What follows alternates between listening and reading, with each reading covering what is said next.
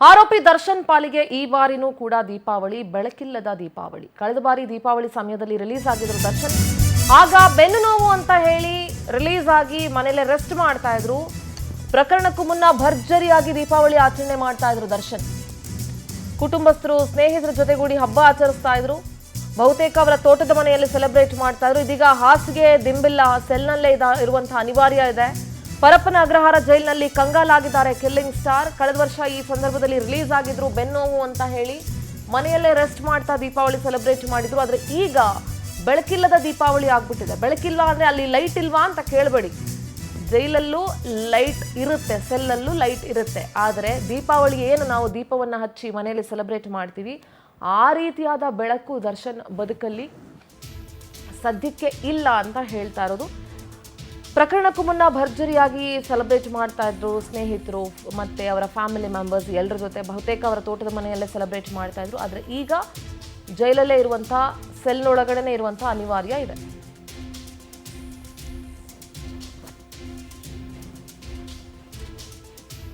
ನೋಡಿ, ದರ್ಶನ್ ಸಾಕಷ್ಟು ಸುಳ್ಳು ಹೇಳಿದ್ರು ಅನ್ನೋದು ಗೊತ್ತಾಗಿದೆ. ಈಗ ಆಲ್ರೆಡಿ ಕಾನೂನು ಪ್ರಾಧಿಕಾರದ ಸಿಬ್ಬಂದಿ ಕೂಡ ಹೋಗಿದ್ರು. ಎಲ್ಲರೂ ಕೂಡ ವರದಿಯನ್ನ ಕೊಟ್ಟಿದ್ದಾರೆ. ಕಳೆದ ಬಾರಿ ಬೆನ್ನೋವು ಅಂತ ಹೇಳಿದ್ರು.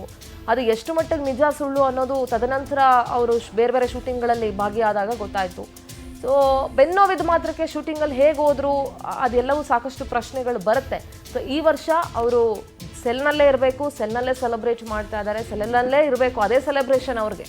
ಜೈಲಲ್ಲಿ ಯಾವ ರೀತಿ ದೀಪಾವಳಿ ಇರುತ್ತೋ ಅವ್ರಿಗೂ ಅದೇ ದೀಪಾವಳಿ ಆಗುತ್ತೆ. ಅಫ್ಕೋರ್ಸ್ ಅವರ ಕುಟುಂಬದವ್ರಿಗೂ ಬಹಳ ನೋವಿರುತ್ತೆ. ಮನೆಯ ಯಜಮಾನ ಒಂದು ಕಡೆ ಸೆಲ್ಲೊಳಗಡೆ ಇರಬೇಕಾದ್ರೆ ಒಳಗಡೆ ಕೂತ್ಕೊಂಡು ಸೆಲೆಬ್ರೇಟ್ ಮನೇಲಿ ಹೇಗೆ ಮಾಡ್ತಾರೆ ಅನ್ನೋದು ಕೂಡ ಒಂದು ಪ್ರಶ್ನೆ.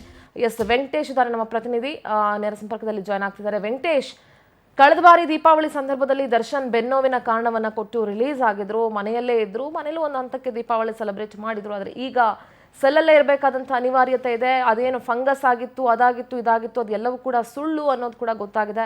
ಸೊ ಏನು ಹೇಳ್ತೀರಿ? ಸಿಂಧೂರ, ರೇಣುಕಾಸ್ವಾಮಿ ಕೊಲೆ ಪ್ರಕರಣ ಸಂಬಂಧಪಟ್ಟಂತೆ ಈಗ ಪರಪ್ಪನಗರ ಜೈಲಿನಲ್ಲಿರುವಂತಹ ನಟ ದರ್ಶನ್ ಅವರಿಗೆ ಈಗ ಒಂದು ಹೆಚ್ಚುವರಿಯಾಗಿ ಹಾಸಿಗೆ ದಿಂಬನ್ನ ಬೇಕು ಅಂತ ಹೇಳಿ ಮನವಿಯನ್ನ ಮಾಡ್ತಾ ಇದ್ದಾರೆ. ಆ ಒಂದು ಪಡೆಯೋದಕ್ಕೂ ಕೂಡ ಈಗ ಕಾನೂನು ಸೇವಾ ಅಧಿಕಾರ ಆಗಿರಬಹುದು, ಮತ್ತೊಂದು ಕಡೆ ಆಗಿರ್ಬೋದು, ವಕೀಲರಾಗಿರ್ಬೋದು, ಎಲ್ಲರೂ ಕೂಡ ಶತಾಯಗತಾಯ ಪ್ರಯತ್ನಗಳು ಮಾಡ್ತಾ ಇದ್ದಾರೆ. ಆದ್ರೆ ಇದುವರೆಗೂ ಕೂಡ ಅವರಿಗೆ ಲಭಿಸಿಲ್ಲ ಅಂತ ಹೇಳಿ ಹೇಳ್ತಾ ಇರುವಂತದ್ದು. ಇದರ ಬೆನ್ನಲ್ಲೇ ಕಳೆದ ವರ್ಷ ಏನು ಒಂದು ದೀಪಾವಳಿ ಹಬ್ಬದ ಸಂಭ್ರಮದಲ್ಲೂ ಕೂಡ ಅವರು ಮೆಡಿಕಲ್ನ ಆಧಾರದ ಮೇಲೆ ಕೂಡ ಬೇಲನ್ನ ತೆಗೆದುಕೊಂಡು ಬಂದಿದ್ರು, ದೀಪಾವಳಿ ಹಬ್ಬವನ್ನ ಸೆಲೆಬ್ರೇಷನ್ ಮಾಡಿದ್ರು. ಅದಾದ ಬಳಿಕ ಸುಪ್ರೀಂ ಕೋರ್ಟ್ ಮೆಟ್ಲೇರಿದ ನಂತರ ಆ ಒಂದು ಬೇಲನ್ನ ಏನಿತ್ತು ಅದನ್ನ ರದ್ದು ಮಾಡಿದ್ರು. ಆಗ ಎರಡನೇ ಬಾರಿಗೆ ಅವರು ಜೈಲಿಗೆ ಹೋಗಬೇಕಾಯಿತು. ಸದ್ಯ ಈಗ ಜೈಲಲ್ಲಿ ಇರುವಂತದ್ದು. ಮೊನ್ನೆ ಕಳೆದ ಕೆಲವು ದಿನಗಳ ಹಿಂದೆ ಕೂಡ ಅವರ ಪತ್ನಿ ವಿಜಯಲಕ್ಷ್ಮಿ ಅವರು ಕೂಡ ಹೋಗಿ ಜೈಲಿನಲ್ಲಿ ಅವರ ಭೇಟಿಯನ್ನ ಮಾಡಿದ್ರು. ಭೇಟಿಯ ಸಂದರ್ಭದಲ್ಲಿ ಅವರು ಕೂಡ ಅಳಲನ್ನ ತೋಡ್ಕೊಂಡಿರುವಂತಂದ್ರೆ ಈ ರೀತಿಯಾದಂತಹ ಒಂದು ಪರಿಸ್ಥಿತಿಯಲ್ಲಿ ನನ್ನ ನೋಡೋದಕ್ಕೆ ಬರಬೇಡಿ ಅಂತ ಹೇಳಿ ಕೂಡ ಹೇಳಿದ್ದಾರೆ. ಅಲ್ಲದೆ ಓಡಾಡೋದಕ್ಕೂ ಕೂಡ ತೀರಾ ಕಷ್ಟ ಆಗ್ತಾ ಇದೆ ಅಂತ ಹೇಳಿ.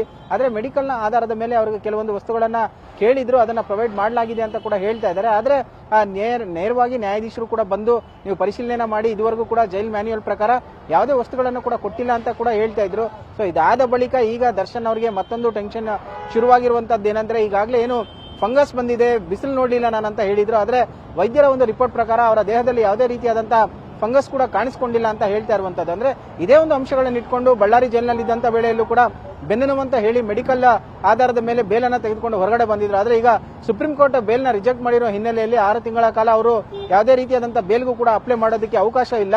ಆದ್ರೆ ಅಲ್ಲಿವರೆಗೂ ಕೂಡ ಇವರು ಕಾಲಾವಕಾಶವನ್ನ ಜೈಲಲ್ಲೇ ಕಳಿಬೇಕು. ಯಾರಿಗೂ ಇಲ್ಲದೆ ಇರುವಂತಹ ಶಿಕ್ಷೆ ನನಗೆ ಮಾತ್ರ ಯಾಕೆ ಅಂತ ಹೇಳಿ ಅವರ ಒಂದು ಸಹಚರರ ಜೊತೆ ಕೂಡ ಮಾತಾಡಿದ್ದಾರೆ ಅಂತ ಹೇಳಿ ತಿಳಿದು ಬರ್ತಾ ಇದೆ. ಸದ್ಯ ಈಗ ದರ್ಶನ್ ಮನೆಯಲ್ಲಿ ಇಲ್ಲದೆ ದೀಪಾವಳಿ ಹಬ್ಬವನ್ನು ಆಚರಣೆ ಮಾಡಬೇಕಾದಂತಹ ಒಂದು ಪರಿಸ್ಥಿತಿ ಅವರ ಕುಟುಂಬದಲ್ಲಿರುವಂತಹದ್ದು. ಸಿಂಧೂರ, ಓಕೆ, ಥ್ಯಾಂಕ್ ಯು ವೆಂಕಟೇಶ್ ನಿಮ್ಮೆಲ್ಲ ಡೀಟೇಲ್ಸ್ಗಾಗಿ.